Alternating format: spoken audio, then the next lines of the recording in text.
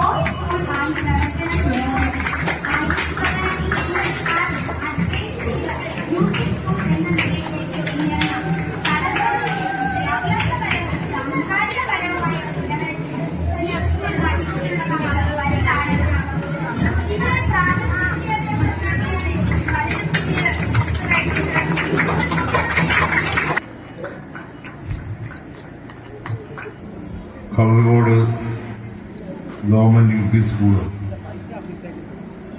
2 കോടി രൂപ ചെലവഴിച്ച് പുതിയ കെട്ടിടം ഉദ്ഘാടനം ചെയ്യപ്പെട്ട് കഴിഞ്ഞിരിക്കുകയാണ്. ആലപ്പുഴ ജില്ലയിലെ തന്നെ മികച്ച സ്കൂളുകളിലൊന്നായ കളർക്കോട് യു പി സ്കൂൾ ഇവിടെ സൂചിപ്പിച്ചതുപോലെ തന്നെ സ്ഥലപരിമിതികളാൽ പ്രയാസപ്പെട്ടുകൊണ്ടിരിക്കുകയാണ്.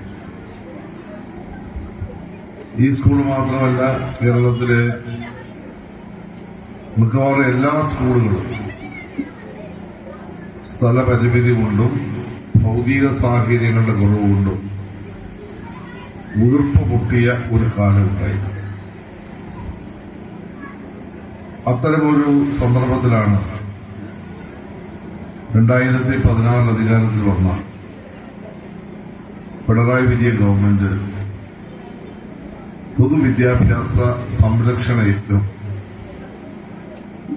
ഏറ്റെടുക്കുന്നു. പൊതുവിദ്യാഭ്യാസ സംരക്ഷണ യജ്ഞത്തിന് പല തലങ്ങളുണ്ട്. അതിലൊരു തലം എല്ലാ സ്കൂളുകൾക്കും ഭൗതിക സാഹചര്യം മെച്ചപ്പെടുത്തുക. കേരളത്തിൽ ഭൗതിക സാഹചര്യം മെച്ചപ്പെടുത്താൻ വേണ്ടി മാത്രം ഇതിനോടകം ഏകദേശം 3000 കോടി രൂപയാണ് സംസ്ഥാന ഗവൺമെന്റ് ചെലവഴിച്ചത്. ഈ കഴിഞ്ഞ 7 വർഷം കൊണ്ട് 5500 കോടി രൂപ കേരളത്തിന്റെ പൊതുവിദ്യാഭ്യാസത്തിന് വേണ്ടി മാത്രം ചെലവഴിച്ചു. കേരളത്തിലെ എല്ലാ മണ്ഡലങ്ങളിലെയും എല്ലാ സ്കൂളുകൾക്കും ഭൗതിക സാഹചര്യം ഉണ്ടാക്കുക, അതാണ് ഗവൺമെന്റ് ലക്ഷ്യമിടുന്നത്. അമ്പലപ്പുഴ മണ്ഡലത്തിൽ 28 സ്കൂളുകൾക്കാണ് ഈ 7 വർഷം കൊണ്ട് പുതിയ കെട്ടിടങ്ങൾ നിർമ്മിച്ചത്. അതിന്റെ വിശദാംശങ്ങൾ അധ്യക്ഷൻ സലാം ഇവിടെ പറയും. ഇതുപോലെ ഓരോ നിയമസഭാ മണ്ഡലത്തിലും ബഹുഭൂരിപക്ഷം വരുന്ന സ്കൂളുകൾക്കും അടിസ്ഥാന സൗകര്യങ്ങളായി കഴിഞ്ഞു. അവശേഷിക്കുന്ന സ്കൂളുകൾ 2 വർഷം കൊണ്ട് പൂർത്തീകരിക്കാനാണ് ഗവൺമെന്റ് ലക്ഷ്യമിടുന്നത്.